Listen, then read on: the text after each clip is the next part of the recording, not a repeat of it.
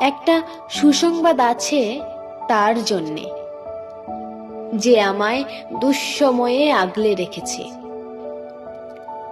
নিযুত কোটি হতাশার মাঝেও বেঁচে থাকার একমাত্র কারণ হয়েছে,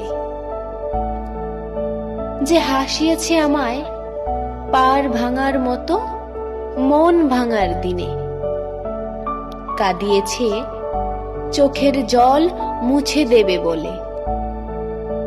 আমার দুঃখে যার আকাশে জমেছিল দুঃখের মেঘ, সফলতার তৃপ্ত অশ্রুই ভিজেছে যার আবেগ।